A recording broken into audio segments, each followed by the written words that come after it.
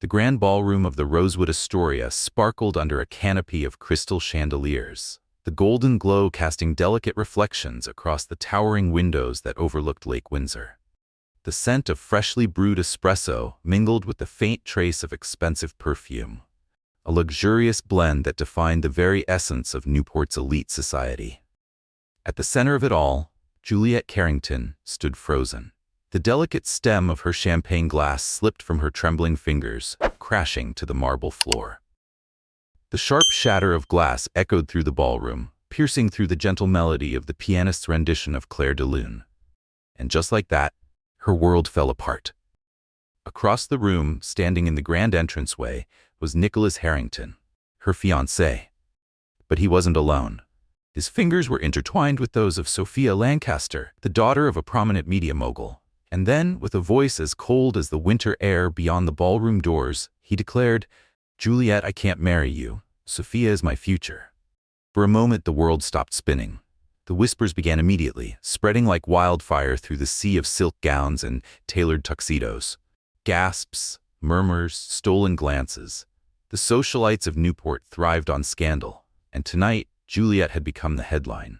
She couldn't move. The silver fabric of her evening gown, once elegant and timeless, now felt suffocating against her skin. The diamond bracelet on her wrist, a gift from Nicholas, felt like a chain rather than a token of love. Her green eyes searched his face, desperately seeking an explanation, a hint of regret. But there was nothing.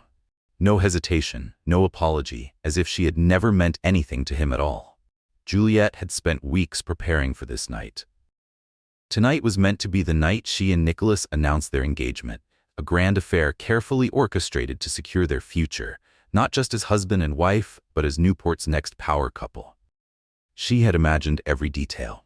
The champagne toasts, the polite smiles, the admiring glances from the city's most influential families. But never this. Never humiliation. For Juliette Carrington wasn't just another woman in high society. She was the daughter of Preston Carrington, the formidable founder of Carrington Innovations, one of the most dominant forces in the tech world. Her mother, Victoria Carrington, was the mastermind behind the family's pristine image, a woman who knew that power wasn't just about money, it was about control. Nicholas Harrington had been handpicked by her parents. 2 years ago, when he was just a rising entrepreneur with a promising startup in Newport's tech district, the Carringtons had seen potential. And Juliette? She had seen love. "I'll always be there, Jules," Nicholas had whispered over late-night phone calls, his voice warm, convincing. "You're my future." She had believed him, believed in the man he had pretended to be. But now, as he stood there, his hand locked with Sophia's, his betrayal clear for the world to see, all those promises turned to ashes. Only minutes earlier, the heavy oak doors of the ballroom had swung open, drawing every pair of eyes toward the entrance. Juliette had smiled then, her heart racing, believing Nicholas had finally arrived, late but still hers. That smile had shattered the moment she saw who was by his side. Sophia Lancaster, daughter of Jonathan Lancaster, the powerful venture capitalist who had funded Nicholas's company. The realization hit like a blow to the chest. This wasn't impulsive. This wasn't a mistake. This had been planned. And Juliette had been the last to know. The room fell silent, the tension thick enough to suffocate. At the grand entrance of the Rosewood Astoria, Nicholas Harrington stood unapologetic, with Sophia Lancaster by his side. She was draped in a fiery red gown, the silk clinging to her curves like an unspoken declaration of war. Her jet-black hair cascaded down her back, sleek and deliberate, her ruby lips curling into a smirk. And then the whispers began. Like a ripple across Lake Windsor, the murmurs spread, growing louder, feeding off the spectacle. A nearby waiter froze, forgetting to pour champagne, the golden liquid overflowing onto the pristine white tablecloth. Cameras from the press, invited to capture what was meant to be an engagement announcement, began to flash relentlessly. The bursts of light were blinding, but Juliette Carrington couldn't move. Sophia's smirk deepened, while Nicholas simply stared at her, his piercing blue eyes void of emotion. "Juliette, I can't marry you." His voice was flat, as if delivering a business statement, not shattering a life. "Sophia is my future." Juliette's breath caught in her throat. Her hands trembled at her sides, her chest tightening with disbelief, humiliation, and a pain so deep it felt unbearable. "Nicholas, what are you saying?" Her voice was barely a whisper, almost lost beneath the rising hum of the crowd. Nicholas let out a slow breath, as if annoyed that he had to explain himself at all. "Let's be honest, Juliette. You have nothing to offer me." The words hit like a slap. Tears burned her eyes, but she willed them back, refusing to break in front of so many people. "I don't understand," she whispered. "You proposed to me." A humorless smirk twisted his lips. "Did I?" He tilted his head as if mocking her memory. "Or was it just a conversation our families arranged?" Her stomach twisted violently. "I needed the Carrington name to get ahead, but now I have a better option." Sophia laughed softly, stepping closer, linking her arm through Nicholas's. "He means me," she said smoothly, her voice sweet but sharp as a blade. Juliette felt her entire world tilt. This wasn't real. This had to be some kind of cruel, twisted joke. "This is a mistake," she breathed, her voice barely holding together. But when she met Nicholas's steely gaze, any last shred of hope was crushed. "I never loved you, Juliette." The words were like a blade straight to her heart. "You were just a stepping stone. And now, I don't need you anymore." Somewhere in the ballroom, another glass shattered, followed by a sharp gasp from the crowd. The entire room was watching, their eyes drilling into her like a million tiny knives. She could hear the whispers. "Poor thing, how humiliating. Did she really think he loved her? God, this is brutal." And then, the final blow. Sophia tilted her head, pretending sympathy. "You're a nice girl, Juliette," she purred. "But let's be real. You don't belong in Nicholas's world. You never did." Juliette's body went cold. Hundreds of merciless eyes bore into her, tearing her apart piece by piece. But the worst part? She turned to her mother, searching for something. Anything. A defense. A lifeline. But when she met Victoria Carrington's sharp, calculating gaze, she found no comfort, only contempt. "Juliette." Her mother's voice was low but razor-sharp as she stepped closer through the crowd. "You have humiliated us." Juliette's breath hitched. I didn't." "If you can't secure a husband with power and wealth," Victoria cut in, her tone icy and merciless, "then you are no longer my daughter." A final blow. A cut deeper than Nicholas's betrayal. Juliette staggered back, her high heels slipping slightly against the polished floor. And when she turned to her father, Preston Carrington, he simply bowed his head, refusing to meet her eyes. They had already erased her. The crowd parted around her, leaving her standing alone in the center of the grand ballroom, like a bird with broken wings caught in a storm. With nothing left to hold on to, she turned and ran. The moment Juliette stepped out of the Rosewood Astoria, she was swallowed by the icy grip of autumn rain. The city streets of Newport stretched before her, blurred by water streaming down the pavement. She ran, her heels clacking against the wet stone, each step a cruel reminder of her naivety. The rain soaked through her gown, making the silver fabric cling to her like a second skin. But she didn't stop. Couldn't stop. Her mind played the betrayal over and over again. "I never loved you. You don't belong in his world. You are no longer my daughter." Each word etched itself into her bones, replaying like a broken record she couldn't escape. The cold pressed into her, but it was nothing compared to the storm inside her chest. She had lost everything. And the worst part? She had no idea where to go from here. The engagement ring, the one Nicholas had given her 6 months ago, was gone. It had slipped from her trembling fingers, landing on the ballroom floor of the Rosewood Astoria, rolling aimlessly among the shattered champagne glass. She hadn't bothered to pick it up. What was the point? There was nothing left to hold on to. No fiancé, no family, no future. Her heels ached against the wet pavement, the once perfect silver gown clinging to her like a second skin, soaked through from the relentless downpour. Tears blurred her vision, mixing with the rain streaming down her face, but she no longer tried to stop them. She just kept walking. Juliette didn't know how far she had wandered. Past the flickering neon lights of coffee shops, past quiet storefronts now closed for the night. She didn't think, she just moved. And then finally, a glow caught her eye. A bar. The Iron Lantern.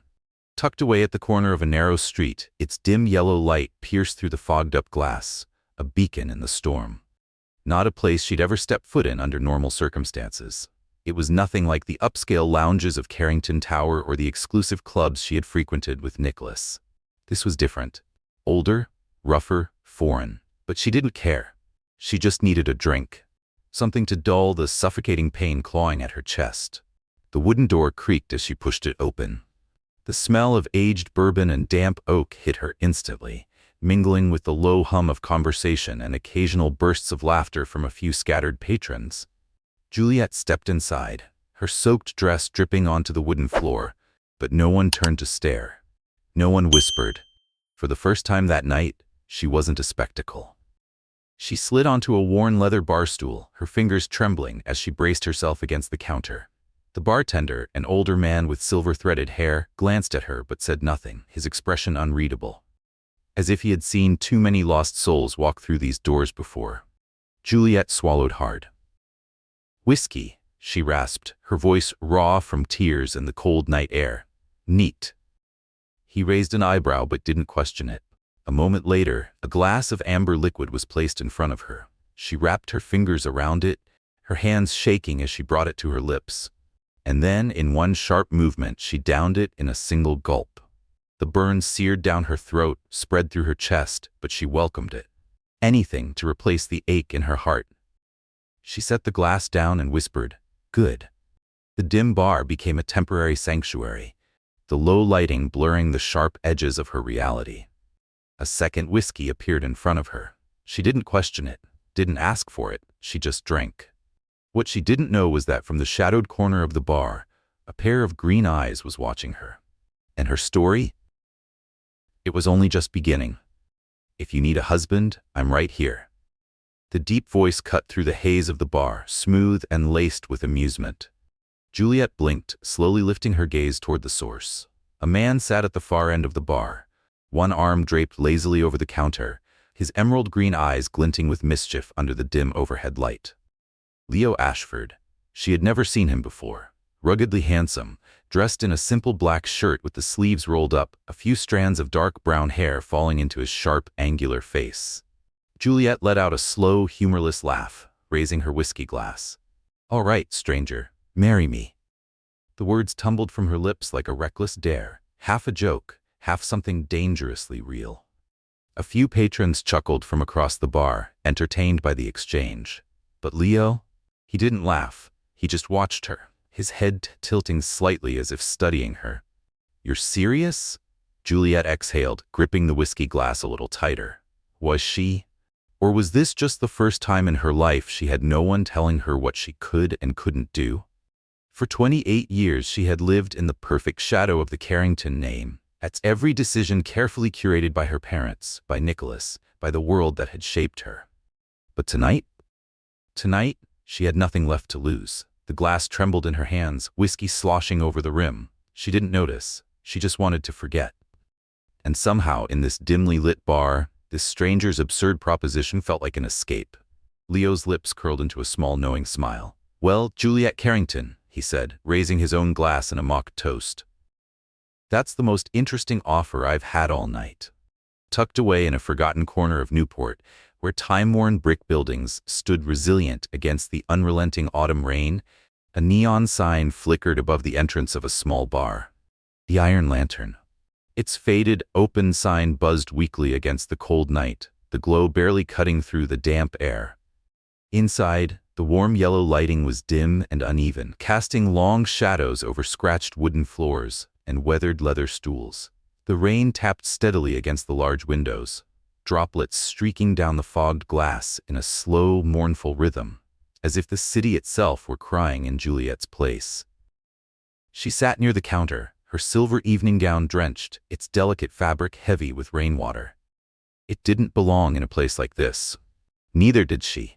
Water dripped from the hem, forming small puddles at her feet, but she made no move to brush it away. The third glass of whiskey in her hand was the only thing keeping her tethered to reality. A liquid escape from the nightmare she had left behind. The bartender, an older man with a scruffy silver beard and tired eyes, moved silently. He poured another drink with the precision of a man who had done this for a lifetime, his hands steady despite their slight tremor.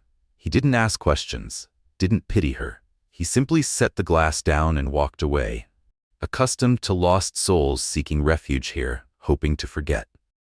Juliette kept her gaze lowered, unwilling to meet anyone's eyes.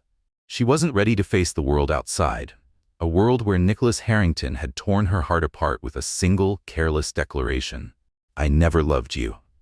A world where her mother, Juliette Carrington, had erased her in front of a room full of Newport's elite. "If you can't secure a husband with wealth and power, then you are no longer my daughter." Those words echoed in her mind like a cruel melody on repeat, each syllable cutting deeper into the open wound in her chest. And just as the haze of whiskey and sorrow threatened to swallow her whole, a voice broke through it all. "You don't seem like the whiskey type."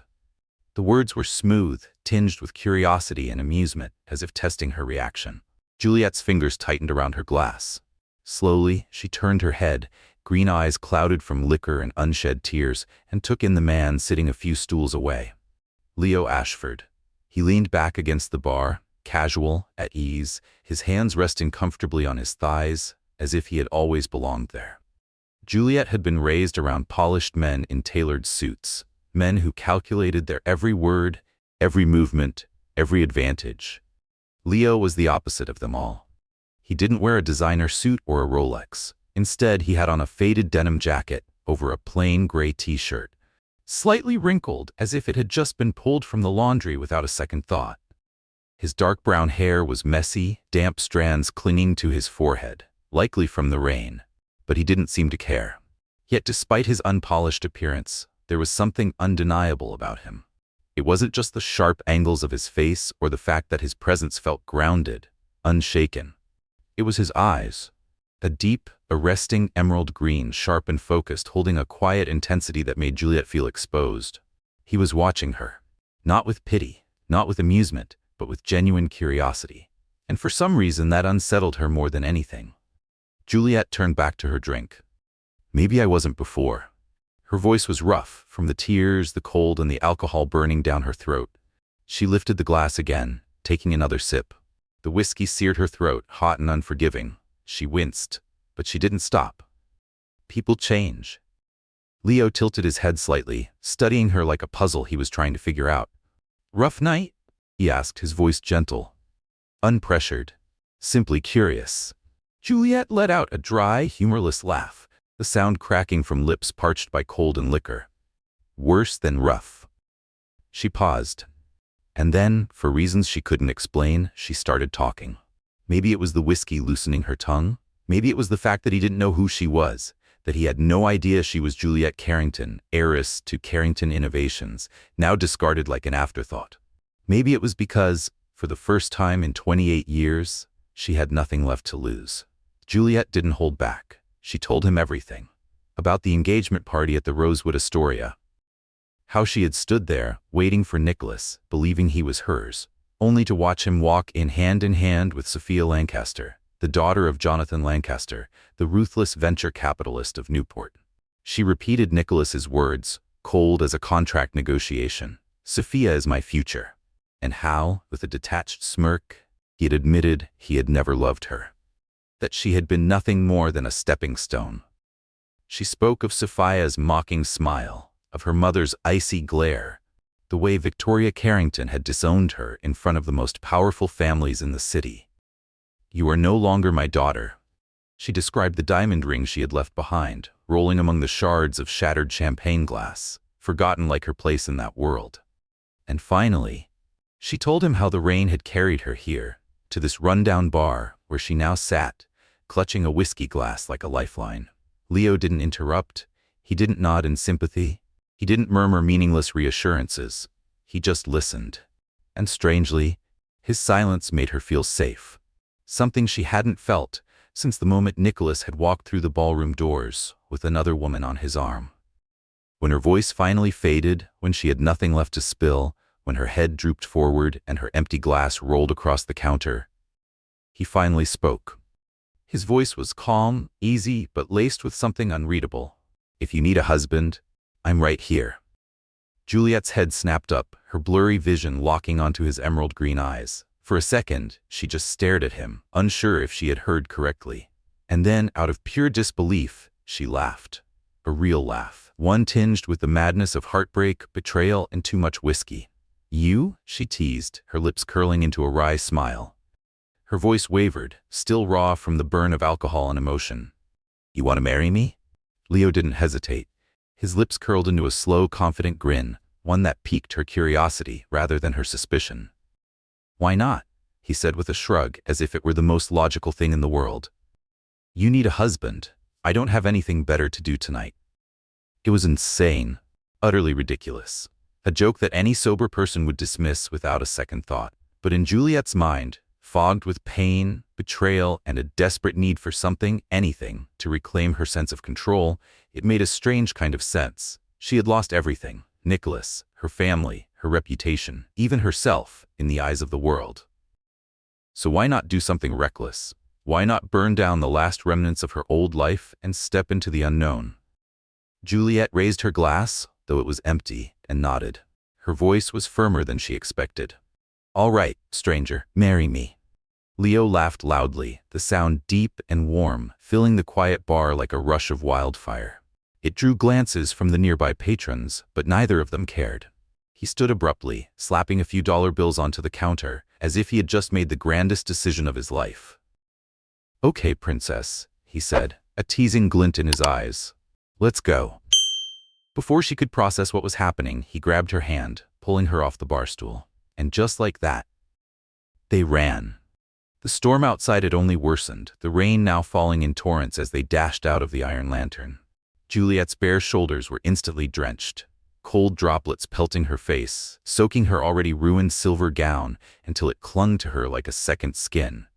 Water rushed through the cracks in the pavement, turning the old cobblestone streets of Newport into glistening rivers.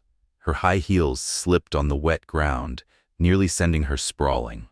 But before she could fall, Leo's grip tightened, steadying her, and for some reason, she let him lead. I know a place in East Haven, he shouted over the downpour. His voice was brimming with excitement, like a kid about to pull off the most ridiculous prank of his life. There's a marriage registry that stays open late. Juliette should have stopped then, should have laughed it off, should have said, this is ridiculous. But instead, she ran faster. Her feet ached, her lungs burned, but she didn't care. Her hair clung to her face in wild, dripping strands, mascara streaking black trails down her cheeks. But she didn't care. For the first time in her entire life, she wasn't worried about appearances. She wasn't thinking about Nicholas.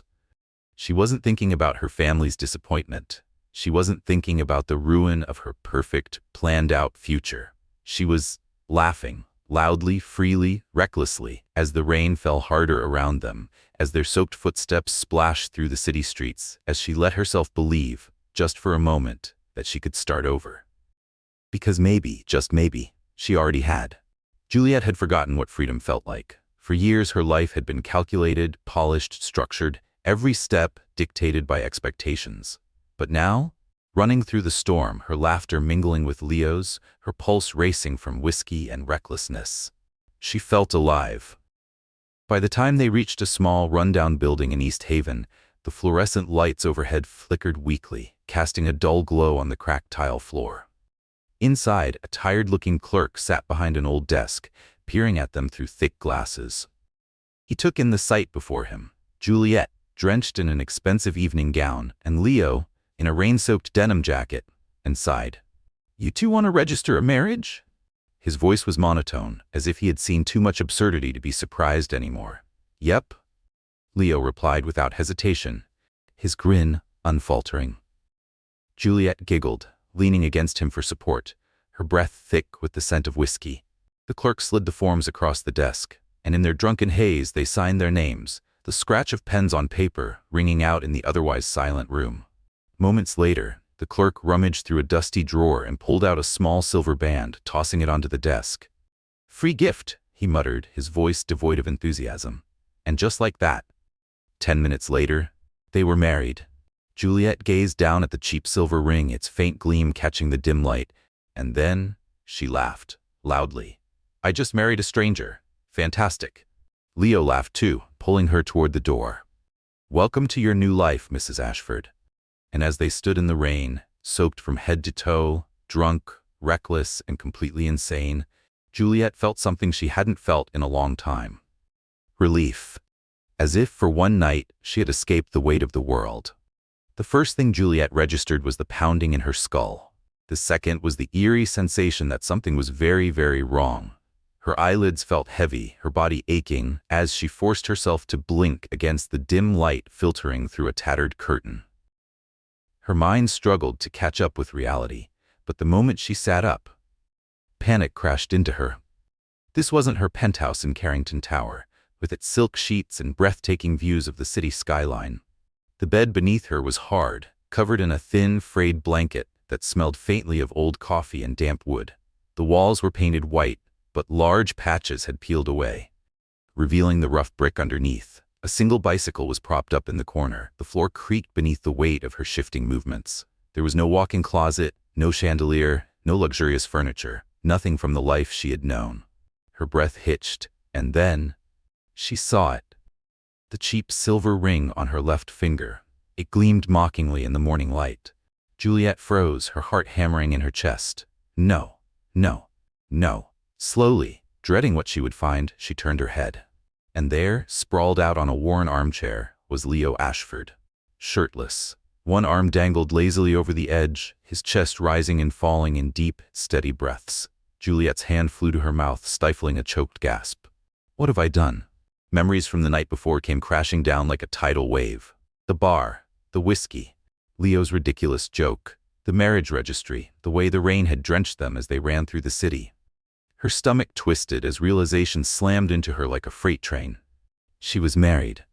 To a complete stranger.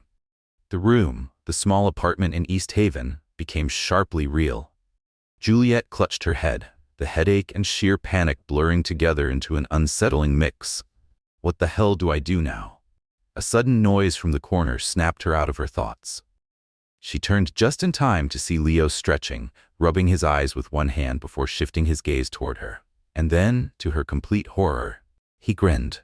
"Morning, wifey."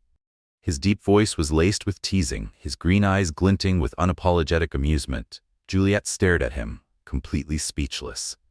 Leo ran a hand through his already messy hair, making it even more untamed, before casually pulling a gray t-shirt over his head. As if this were the most normal thing in the world. As if she hadn't just woken up, married to him. He strolled toward the tiny kitchen, a space barely big enough for one person, where a rickety gas stove and a few cabinets made up the entire cooking area. With zero urgency, he flicked on the stove and rummaged through the cabinets, pulling out a carton of eggs and what looked like a slightly stale loaf of bread. Juliette watched him, dumbfounded, still unable to process what was happening. Leo seemed completely unbothered, as if this was just another Tuesday morning for him. And somehow, that made it even worse. The scent of frying eggs filled the air. Warm, simple, grounding. It was a stark contrast to the cold rain of the previous night, the storm still lingering in Juliette's bones. She sat stiffly at the small, scratched wooden table, still reeling from the shock of waking up in a stranger's apartment wearing a wedding ring she barely remembered putting on. Leo turned toward her, his easy grin unchanged, completely at ease with the situation. Not a dream princess. He placed a plate of scrambled eggs and toast in front of her, the steam curling into the air like an invitation to accept her new reality. Then, with that same teasing confidence, he added, "Welcome to the first day of married life." Juliette stared at him, her mouth slightly open, completely speechless. The warm plate of food sat between them, a quiet offering, a simple gesture, but she could hardly process it. The past 12 hours had upended everything she had ever known. She wasn't Juliette Carrington, society heiress anymore. She was Juliette Ashford, the wife of a stranger. "You're not the Carrington princess anymore, sweetheart." Leo's voice was casual, teasing, but Juliette still felt the weight of the words. She glanced down at the $1 water bottle in her hands, the cheap plastic, foreign and unfamiliar, so different from the $10 imported glass bottles she had once taken for granted. For the first time in her life, she was standing in the middle of a bustling farmer's market, surrounded by vendors calling out their prices, the scent of roasted coffee thick in the air, and the sound of people bartering over fresh seafood and vegetables. Juliette felt completely out of place. And Leo? He was watching her struggle with undisguised amusement. "I don't need the reminder." she muttered under her breath, cheeks warming. But as she tightened her grip around the crinkled plastic, she realized something unsettling. She had never actually bought a bottle of water before. Not once in her life. Everything had always been ordered, brought to her, or waiting on a silver tray. Now, she was learning to exist in a world completely unfamiliar to her. A world where her last name carried no weight, where there was no bank account overflowing with wealth, no penthouse with a skyline view, no housekeepers or chauffeurs at her disposal. There was only Leo Ashford, and the simple, unpolished life he lived. Leo's small apartment in East Haven was a world away from the luxury she had once called home. The white walls had peeled in large patches, revealing rough brick underneath, like the worn-out remains of something that had once been whole. The wooden floor creaked beneath every step she took, the sound echoing loudly in the cramped space. There was no penthouse view, no sleek marble countertops, no grand crystal chandeliers. The living room was barely large enough for a single armchair and a scratched wooden table. The tiny kitchen corner had an ancient gas stove, the cabinets worn and chipped, a mismatched collection of mugs and plates stacked inside. Outside the fogged window, the sound of the city's light rail hummed steadily, mingling with the relentless patter of rain. It was a far cry from Carrington Tower. And this was her new life. The first morning after the drunken wedding, Juliette had woken up with a splitting headache and a mind full of regret. What have I done? The question had echoed through her skull as she tried to piece together the insanity of the night before. But then, Leo had placed a simple plate of scrambled eggs and toast in front of her, his lazy smile somehow calming the chaos in her head. "Eat up," he had said, his voice warm, steady, annoyingly reassuring. "Then I'll teach you how to survive here." Juliette had eyed the plain meal with hesitation. No eggs Benedict from an exclusive brunch spot. No croissant served on fine china. Just scrambled eggs, toast, and a man who seemed completely unfazed by the fact that they were now legally bound to each other. She picked up her fork reluctantly, but the moment the eggs touched her tongue, she realized she was hungrier than she thought. Leo watched her, leaning back in his chair, his green eyes bright with something unreadable, a mixture of curiosity and amusement, as if he was waiting to see if she would break or adapt. Juliette didn't know how to exist in this world yet. A world where she had no family to call, no endless safety net of wealth, no status to hide behind. She didn't know who she was anymore. But as she sat in that tiny apartment, eating scrambled eggs off a chipped plate, with a man she had barely met before last night, she knew one thing for certain. Her old life was gone. And whatever came next, she had no choice but to face it. The days that followed were filled with challenges Juliette had never imagined facing.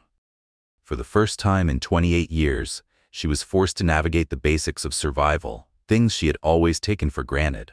Leo, ever amused by her struggles, took it upon himself to teach her. And Juliette hated every second of it. The first lesson? Washing dishes. The sink in Leo's tiny kitchen was barely big enough to fit more than a handful of plates, and the water was freezing, numbing her hands as she clumsily tried to scrub away grease with cheap dish soap. Leo stood beside her, leaning against the counter, watching as she dropped a plate for the third time, this one barely escaping shattering against the floor. "You've never washed dishes before, have you?" His voice was half joking, half serious. Juliette glared at him, her hair a tangled mess, damp strands sticking to her forehead. She didn't answer, because what could she say? "No, Leo, I haven't. I've always had housekeepers to do that for me. I didn't even know where my own dishwasher was until last week." She bit her tongue and focused on not dropping another plate. Her next battle was the laundromat in the basement of the apartment building. The ancient washing machine rattled like it was preparing for takeoff, its loud groaning echoing in the dimly lit room. Juliette stood in front of it, watching in horror as her once flawless silk dress emerged from the cycle wrinkled and lifeless, looking like a crumpled grocery bag. "I hate this machine," she muttered, holding up the ruined dress like it was a casualty of war. Leo chuckled, leaning against the doorframe, arms crossed. "It doesn't hate you," he said, smirking. "You're just not used to it yet." Juliette resisted the urge to throw the dress at his head. Her first grocery run with Leo was an eye-opener. She had always ordered her groceries online, everything delivered in perfectly curated organic boxes from high-end markets. Now, she was standing in the middle of a bustling outdoor market, surrounded by the scent of roasted coffee, fresh seafood, and warm bread. Leo moved through the stalls effortlessly, grabbing produce and inspecting it with practiced ease, while Juliette stood awkwardly, unsure of where to begin. She reached for a $10 bottle of imported water, her instincts kicking in, until Leo plucked it from her hands and replaced it with a $1 plastic version. "You're not the Carrington princess anymore, sweetheart," he said with a teasing smile. Juliette's cheeks burned, a mix of embarrassment and irritation washing over her. But she didn't argue, because he was right. She wasn't Juliette Carrington of Carrington Innovations anymore.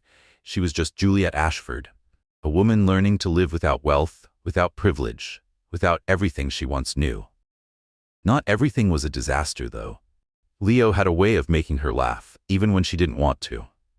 One evening, determined to reclaim some sense of control, Juliette decided to cook dinner. A simple spaghetti recipe from the internet. But she forgot to stir. By the time she realized, the pasta had burned to a crisp, thick smoke billowing from the pot. She waved her hands frantically, coughing, trying to clear the air. When Leo walked in, took one look at the scene, and burst out laughing. "Planning to burn my place down, princess?" His voice was full of teasing warmth, and instead of getting mad, he simply pulled the pot off the stove and threw open the window. "No big deal. I'll order pizza." Then, as if sensing her frustration, he patted her shoulder, completely unbothered. And to her surprise, she laughed too. A real laugh. One that didn't feel forced or practiced. One that made her feel just a little bit lighter. Another time, as she was walking through the apartment, her heel caught on a loose floorboard. She stumbled, a sharp gasp escaping her lips. But before she could fall, Leo caught her. His arm wrapped around her waist, steady, strong, effortless. For a moment, time stopped. The warmth of his touch seeped through her thin shirt, his steady heartbeat just inches away. His emerald green eyes met hers, something undeniable flickering beneath them. "Careful there, princess," he murmured, his voice lower than usual. And just as quickly as it had happened, he let go. As if it were nothing. As if her heart wasn't still racing. He turned back to fixing an old table lamp, completely unfazed. Juliette stood there, staring at him, wondering if she had just imagined everything. But then, small things started to catch her attention. Strange things. Like the way one morning, as Leo brewed cheap supermarket coffee, he lifted the mug to his lips and inhaled deeply, his expression momentarily shifting into something more refined, more focused. He took a slow sip, closing his eyes, as if he were savoring an expensive espresso from a high-end Italian cafe. Juliette frowned, watching him. Something about the way he tasted the coffee was unusual, too precise, too familiar with the kind of high-quality coffee that wasn't found in this part of the city. "What are you doing?" Leo's eyes flicked open, his expression unreadable. "Just like coffee," he said with a shrug, taking another sip. But Juliette didn't buy it. Because there was something about the way he moved, the way he carried himself, the way he effortlessly understood things that didn't belong in this world. And for the first time since she met him, she started to wonder, who exactly was Leo Ashford? It started with small things. The way Leo spoke about coffee like a connoisseur, the way his posture and presence felt too refined for someone living in a cramped apartment in East Haven. But the moment that changed everything, it happened in the most unexpected way. One afternoon, as they walked past a motorcycle shop in the city, Juliette decided to tease him. If you could have any vehicle in the world, what would it be? She expected something simple. A motorcycle, maybe a car. Instead, Leo answered instantly, without hesitation. A Gulfstream G650. Rolls-Royce BR75 engines. 7,500 nautical miles range. Juliette stopped in her tracks, staring at him. "What?" Leo chuckled lightly, as if realizing too late that he had said something he shouldn't have. He shrugged, stuffing his hands into his pockets. "I like planes." But something in his eyes flickered. Something guarded, something careful. Juliette narrowed her gaze. Who the hell was he? The final confirmation came on a rainy afternoon. Juliette had been rummaging through a drawer, looking for a pen to write down a grocery list, when she froze, Buried beneath old receipts and crumpled papers was a thick stack of crisp $100 bills, at least $5,000. Her breath hitched. Her hands trembled as she carefully picked up the stack, feeling the smooth paper beneath her fingertips. Leo was broke, wasn't he? They lived in a rundown apartment, ate instant noodles and cheap pizza, bought one water instead of imported brands. So where did this money come from? Before she could process it further, footsteps echoed from the bedroom. Leo walked in, still dressed in his usual worn-out jeans and gray t-shirt, hair tousled from a nap. "Looking for something?" he asked, voice casual. Juliette flinched, nearly dropping the money. She turned toward him, her chest tightening, her mind racing. "Where did this come from?" she demanded, holding up the stack of bills. Leo paused. His eyes flicked to the money, then to her. And for the first time since she had met him, the lazy smile vanished from his face.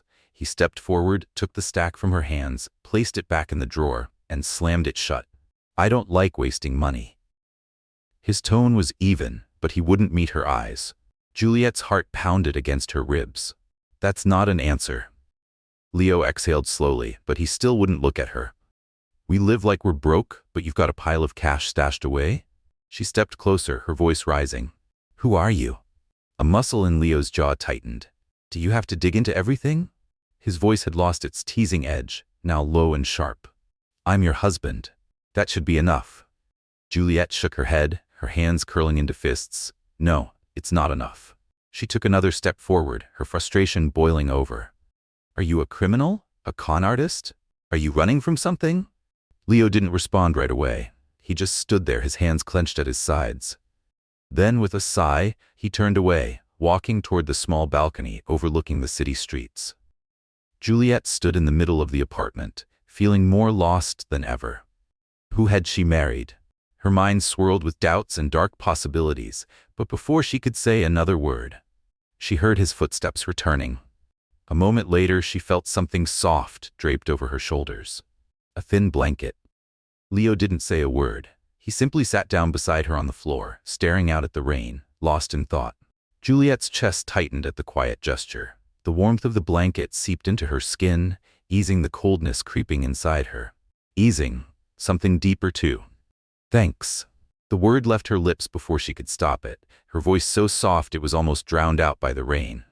Leo didn't reply, just nodded slightly, his green eyes fixed on the city below. Juliette studied his face in the dim light, trying to read the storm that was brewing behind his quiet demeanor. And for the first time, she wondered if she had been wrong about him. The suspicion remained, a dark cloud hovering over her thoughts. But his warmth, his presence, even in the quietest of moments, it planted something small, something unexpected. A spark of trust, a feeling that, maybe, just maybe, she wasn't entirely alone in this new life. Juliette's scream shattered the silence of the cramped apartment, drowning out the steady patter of rain against the window and the distant hum of the city's light rail. The newspaper, a yellowed, crumpled sheet from 3 years ago, landed on the scratched wooden table, right between a plate of dry toast and a half-finished cup of cold coffee. Leo stood across from her, still holding the spoon he had been stirring his coffee with. For a moment his face remained motionless, but in his emerald green eyes a flicker of something flashed. Panic, recognition, before disappearing into unreadable calm. The walls of the tiny apartment suddenly felt like they were closing in, the peeling paint and low ceiling pressing against Juliette's chest, forcing her to confront the truth she had just uncovered. The truth that changed everything. It had all started that morning, at the East Haven market. By now, nearly 2 weeks into their strange new life, Juliette and Leo had settled into an unspoken rhythm, one that felt strangely normal. The market was a world away from the cold, curated perfection of Carrington Tower. And yet, Juliette was starting to feel at home in it. The air was thick with the scent of fresh seafood, the aroma of roasted coffee drifting from nearby vendors, and the warmth of freshly baked bread filling every corner. Bright bouquets of tulips lined the stalls, and baskets of red apples and earthy potatoes sat in neat piles. Juliette never imagined herself here, haggling over vegetables, learning how to choose produce under Leo's effortless guidance. But here she was, and she didn't hate it. Leo pointed toward a stand in the corner. Those potatoes are cheaper over there. His voice was casual, as always, his weathered denim jacket and scuffed sneakers making him look like any other East Haven local. Juliette held up a rough-skinned potato, grimacing at its uneven texture. "Why don't we just buy frozen ones? It's faster." Leo just chuckled, that lazy, familiar smirk appearing on his face. "Where's the fun in that, princess?" She rolled her eyes but found herself smiling anyway. As they passed a seafood stall, the vendors tossed a fresh salmon between them like a performance, their laughter filling the air. Juliette found herself laughing too, the light, unexpected sound escaping before she could stop it. Leo paused, looking at her, his gaze warmer than usual. "You've got a nice laugh, Juliette." Her cheeks warmed, and she quickly turned away, trying to ignore the strange sense of comfort that settled in her chest. But then, the moment shattered. A voice, sharp, laced with sarcasm, cut through the noise of the market like a blade. Well, look who we have here." Juliette's body stiffened, her fingers tightened around the plastic basket, her knuckles turning white. Slowly she turned, and there he was. Nicholas Harrington, standing in the middle of the crowded walkway, dressed in a tailored gray suit, his blonde hair neatly styled, looking as polished and calculated as ever. Beside him, Sophia Lancaster, her arm looped possessively through his, her black dress hugging her figure, her red lips curling into a smug smile. Juliette's stomach twisted. For a brief second, she felt like she was right back at the Rosewood Astoria, standing in the middle of that grand ballroom, watching Nicholas declare, "Sophia is my future." A bitter, suffocating sensation rose in her throat, but before it could consume her, Leo stepped forward. His hand landed gently on her back, steadying her, anchoring her. "You okay, princess?" he murmured. His tone was light, but there was something different in his posture now. Something protective. Something quietly dangerous. Juliette swallowed hard, forcing herself to breathe. Nicholas had already taken everything from her once. She refused to let him take her peace now. Squaring her shoulders, she lifted her chin and met his gaze head-on. Leo's voice was low but edged with caution. "Friends of yours?" Juliette took a deep breath, forcing her tone to remain steady. "Something like that." Nicholas smirked. That cold, arrogant smile, the one she had once found charming, now made her sick. "I have to say, Juliette," he mused, eyes scanning the old sweater she had borrowed from Leo and the cheap sneakers she had bought from a discount store, "I almost didn't recognize you." His gaze was calculated, sharp, picking apart every detail, every change. No more designer gowns, no more diamonds. Such a pity. Beside him, Sophia giggled softly, her arms wrapped possessively around Nicholas as she let her icy blue eyes drift toward Leo, assessing him like he was beneath her. "And this must be your husband," she purred, tilting her head mockingly. "A real East Haven native, I assume?" Juliette's blood boiled. She took a step forward, her voice firm, unwavering. "He loves me. Unlike you." The words slipped out before she could stop them, but she didn't regret them. For a split second, Nicholas's smile faltered, but then he laughed, a sharp, cruel sound, dripping with mockery. "Love?" He shook his head, grinning. "Oh, Juliette, that's cute, but love doesn't pay the bills." Sophia leaned into Nicholas, her red lips curving. "Let's be real, Juliette," she said smoothly. "What does your husband have besides that ratty jacket?" Juliette clenched her fists, ready to lash out, but Leo spoke first. His voice was smooth but chillingly calm. "I have enough." A small, cryptic smile touched his lips, as if he held a secret neither Nicholas nor Sophia could begin to comprehend. For the first time, Nicholas frowned, his usual confidence flickering just slightly. Sophia scoffed, rolling her eyes. Delusional. But Leo only tilted his head, still smiling, still completely at ease. And Juliette, standing beside him feeling the subtle tension shift, felt a strange jolt in her chest. As if, somehow, this game was about to change in a way Nicholas and Sophia could never anticipate. The encounter ended quickly after that. Nicholas and Sophia turned away, disappearing into the crowded market, Sophia's designer heels clicking sharply against the pavement. Juliette remained rooted in place, her heart pounding. Leo patted her shoulder lightly, his touch brief but grounding. "Don't let them get to you. Come on, we still need coffee." Juliette nodded, but in the back of her mind she couldn't shake the memory of Leo's cryptic smile. It was a question mark she wasn't ready to leave unanswered. It happened on a rainy afternoon, alone in Leo's apartment.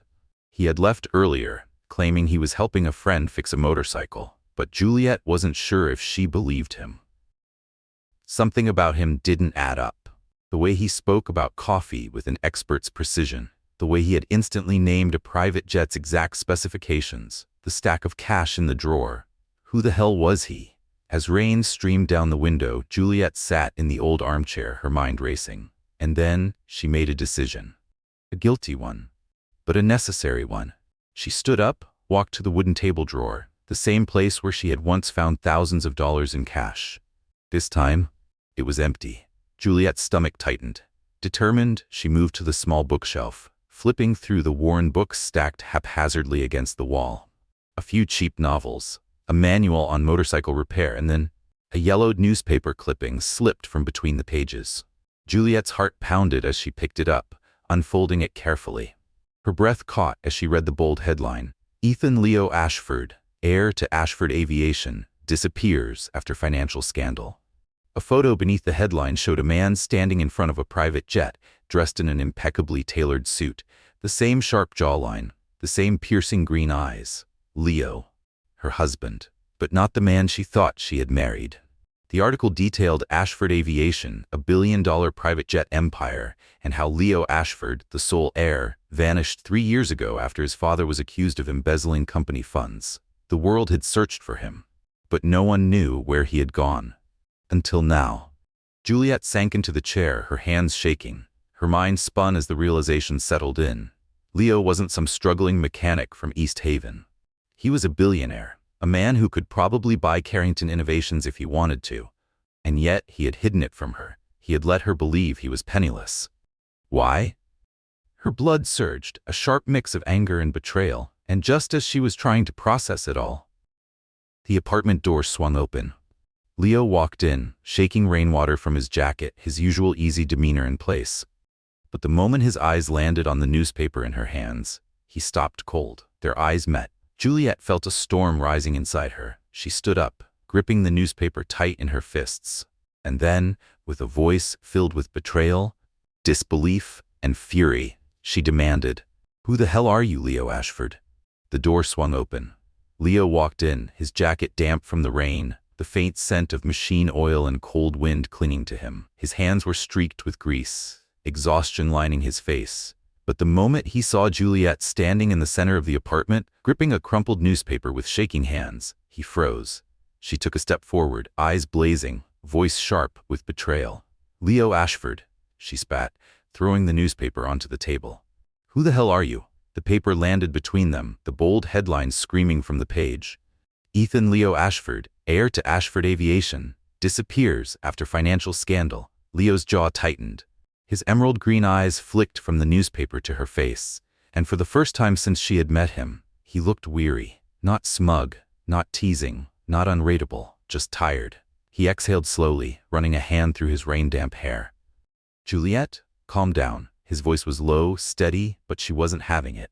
"Calm down?"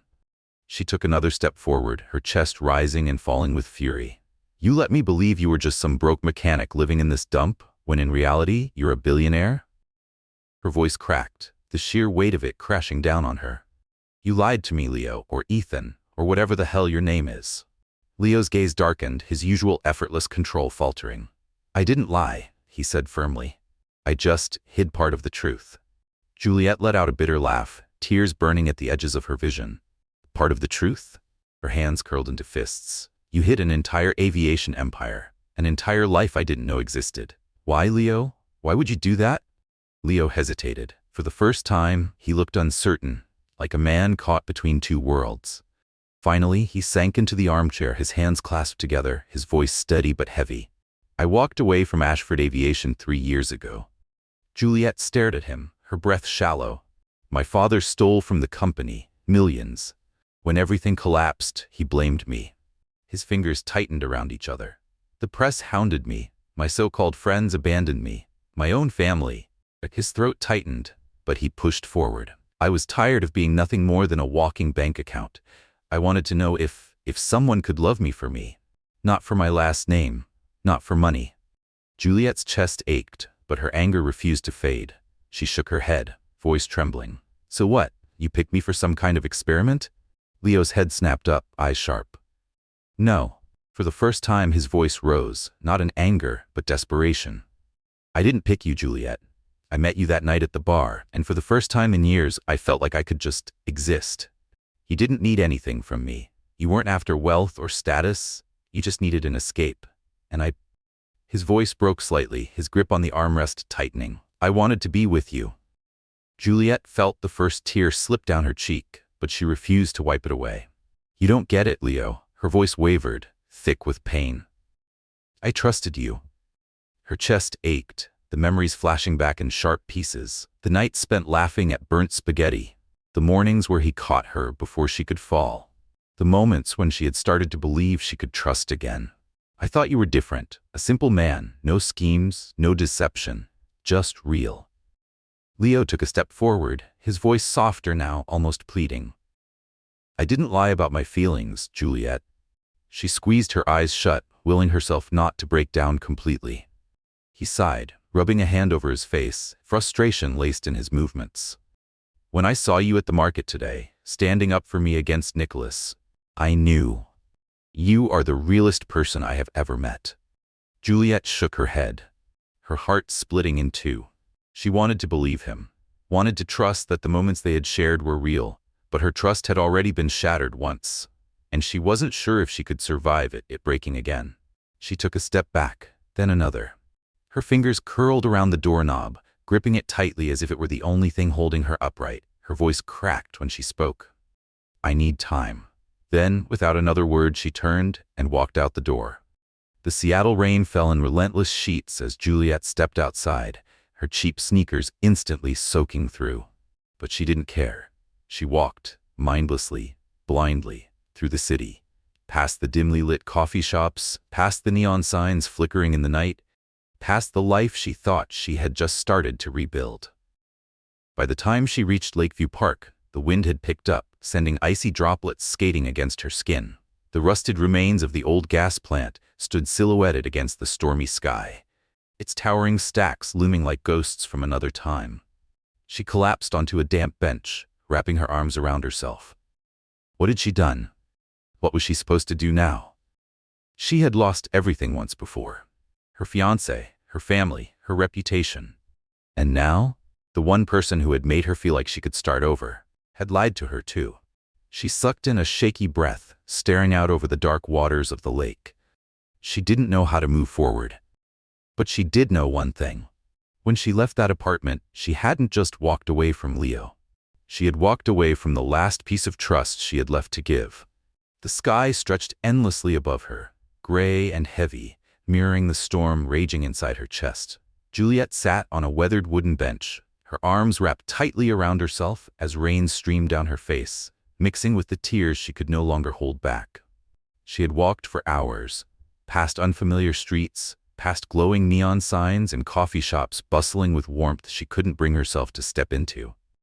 And now, she sat staring out at the dark waters of the lake, lost in the war between anger and longing. Part of her was furious, betrayed. Nicholas had used her as a stepping stone, tossing her aside the moment she was no longer convenient.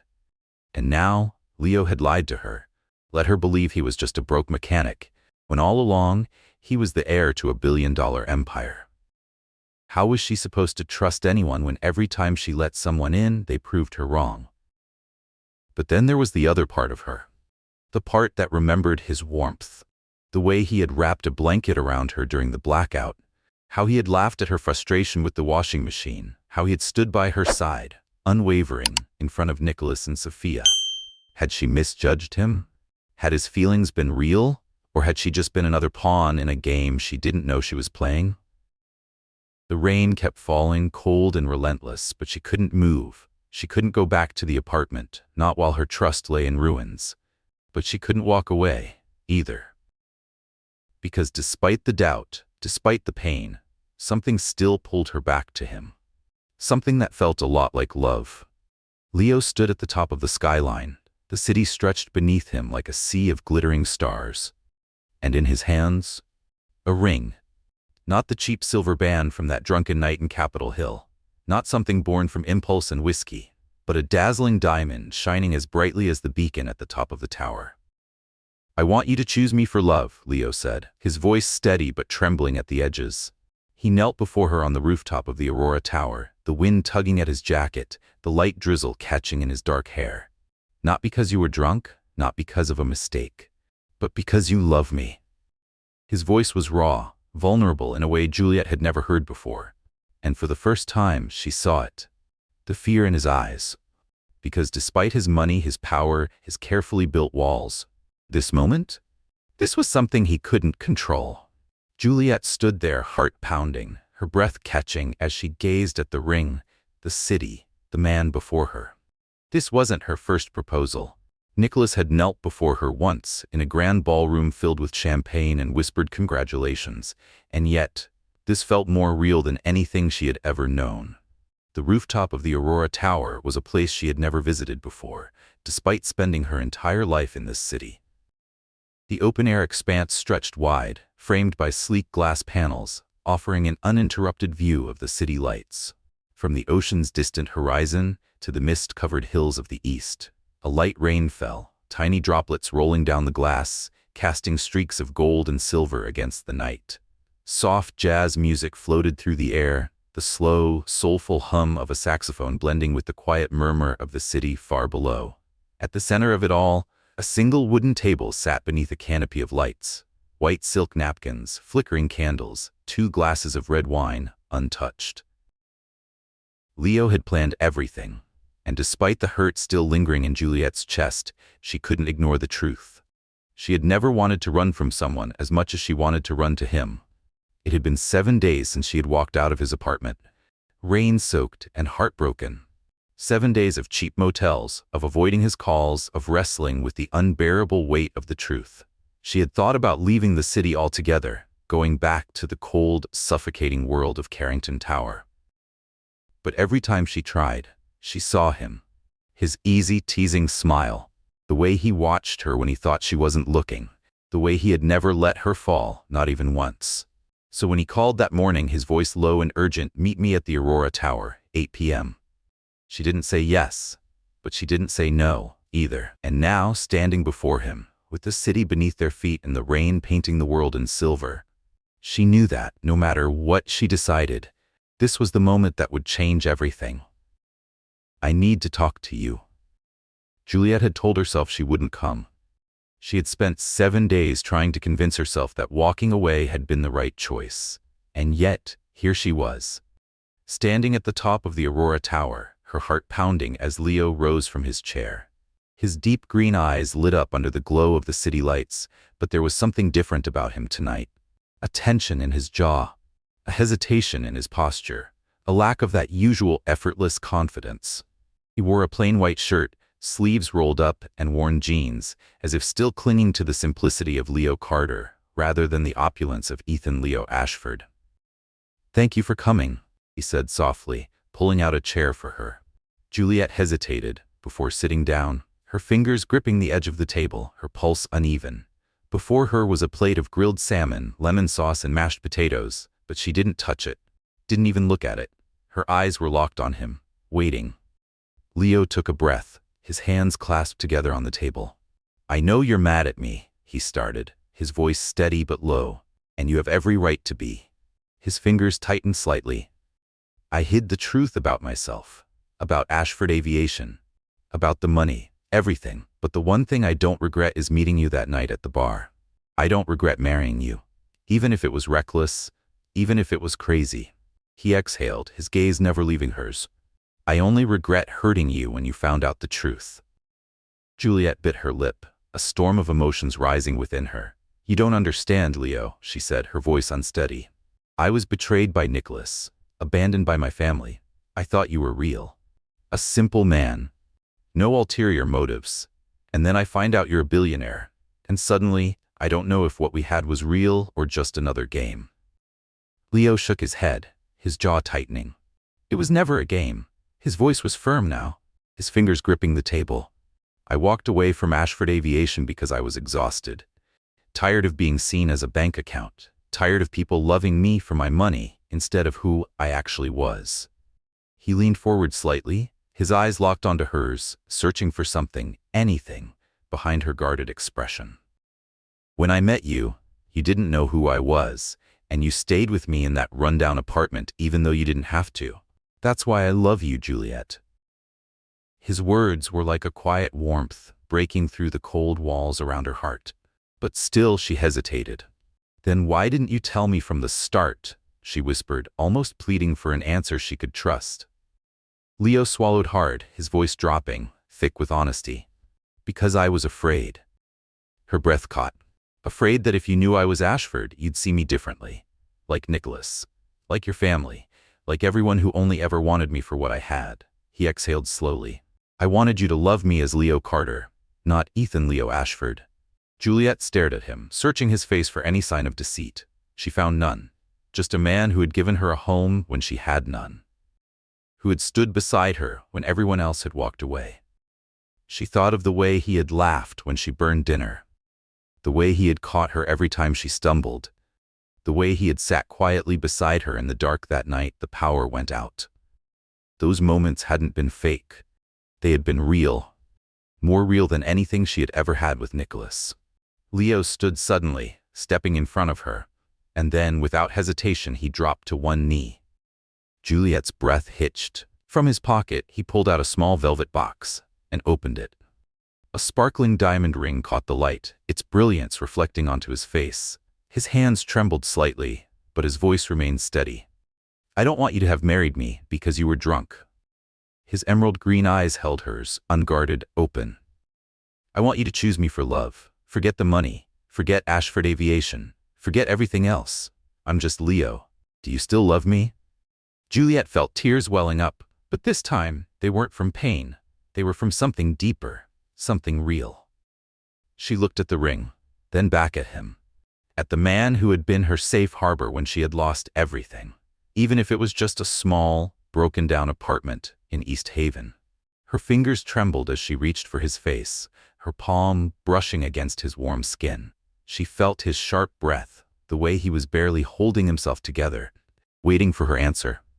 And then, finally, she whispered the only truth that mattered. "I love you, Leo. Not Ashford, not the billionaire, just him." A breath of relief escaped his lips, and for the first time he smiled. Not the lazy smirk, not the teasing grin, but something genuine, something radiant. He slipped the ring onto her finger, and the moment it clicked into place, he pulled her into his arms, holding her as if the world could crumble around them and he wouldn't let go. Above them, the city lights shimmered, the gentle rain falling in silver streaks drenching them both. But neither of them moved, because in that moment nothing else mattered. Not the past, not the lies, not the empire he had walked away from. Just this, just them, together. Juliette rested her head against Leo's chest, listening to the steady rhythm of his heartbeat. For the first time in months, she felt like she was no longer lost. No longer drifting between the wreckage of her past and the uncertainty of her future. She had found her home, not in a place, not in wealth, but in him. In the weeks that followed, life settled into something quiet, something real. Juliette and Leo continued living simply, still in their small East Haven apartment, still walking through the market on weekends, still cooking burnt spaghetti and laughing about it. He never showered her with extravagant gifts, never tried to erase their past with luxury, because money had never been the problem. But while Leo kept his promise that their love wouldn't be built on wealth, he did something she never expected. Without telling her, he reached out to his old contacts from Ashford Aviation. Not for himself. For her. Using his connections, he quietly helped her establish a foundation, Phoenix House, a safe haven for women starting over. Inspired by her own journey, the organization would provide housing, resources, and career support for those who had been abandoned, betrayed, or left with nothing. He never told her what he had done, because he wanted her to discover it on her own.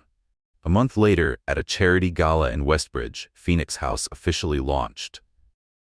Juliette stood in the middle of the elegant art gallery, her simple navy dress a quiet contrast to the glittering gowns around her. She was still processing the truth. That Leo had been behind it all. She turned to face him, her green eyes shining with something deeper than gratitude. "You did this for me?" she whispered. Leo smiled, but before he could answer, a voice cut through the air like a dull blade. "Well, look who it is." Juliette turned. And there, standing at the edge of the room, was Nicholas Harrington and Sophia Lancaster. But they were not the same power couple they once were. Nicholas's usually impeccable suit was slightly rumpled, the confidence in his posture forced rather than natural. And Sophia? Her smug expression was strained, a thin veil over something more fragile. Rumors had already begun to circle around them. How Sophia's father's firm had collapsed after a financial scandal, how Nicholas's latest venture had ended in failure. The world they had built had begun to crack, and they knew it. Still, Nicholas forced a smirk. From East Haven to Westbridge, impressive, Juliette. Sophia let out a soft, condescending laugh. Enjoy it while it lasts. Juliette smiled, unshaken. I heard your father's company ran into some trouble, Sophia. That's a shame. Leo stepped forward, resting a calm but deliberate hand on Juliette's shoulder. His voice was smooth but cutting. Business is unpredictable. One wrong move and everything falls apart. Nicholas's smile disappeared, his jaw clenching. Sophia's fingers curled into fists, but she said nothing. They turned and faded into the crowd, their presence dissolving into the backdrop of the evening. Juliette watched them go, then turned back to Leo, a small mischievous smile on her lips. I think I owe Nicholas a thank you. Leo raised an eyebrow. For what?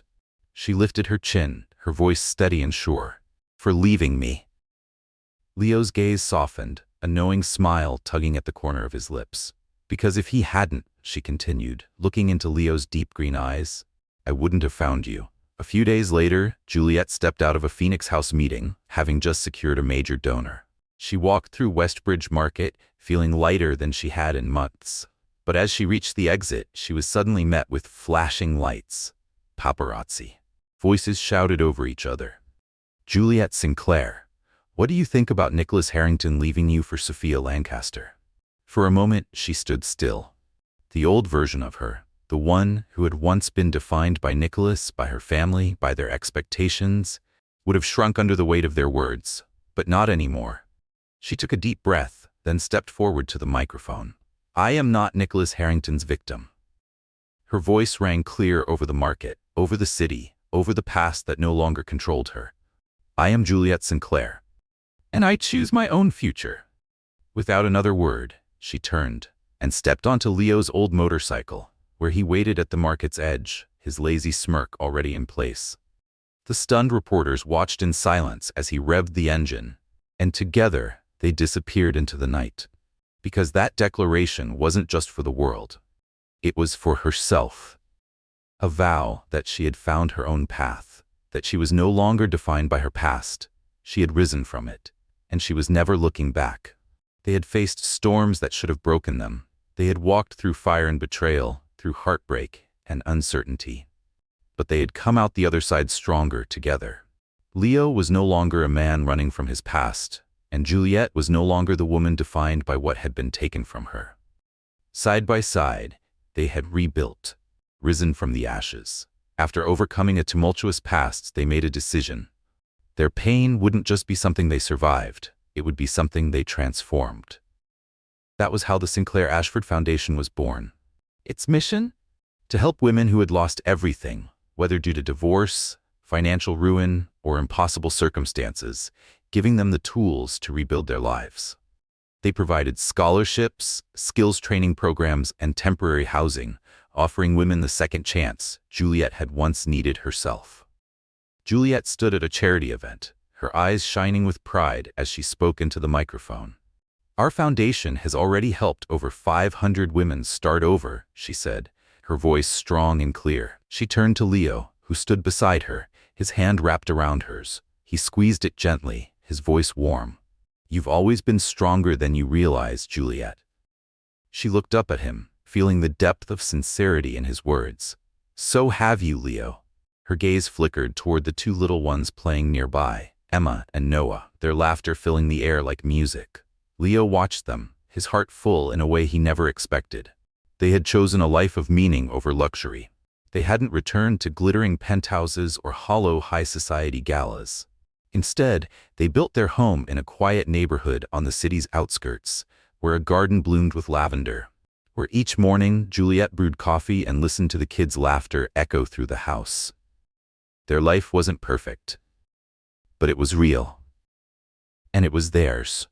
That afternoon, they took the children to Lakeview Park, where the entire city stretched before them, the sun setting in hues of orange and gold. Emma and Noah chased each other through the grass, their giggles carrying through the evening air. Juliette turned to Leo, her gaze soft. "Thank you," she whispered, "for staying, for not running away." Leo smiled, his fingers intertwining with hers. "I'm the one who should be thanking you," he murmured, "for believing in me, even when I didn't deserve it." They sat there side by side, looking toward a future free of shadows, free of deception. A future built on trust, resilience, and love. Because in the end, their story had never been about where they started. It was about where they chose to go, together. And that made all the difference. Thank you for following this heartfelt journey. If you believe in love that withstands all trials and in second chances, don't forget to like, share, and subscribe. Let's continue to spread messages of hope, love, and resilience.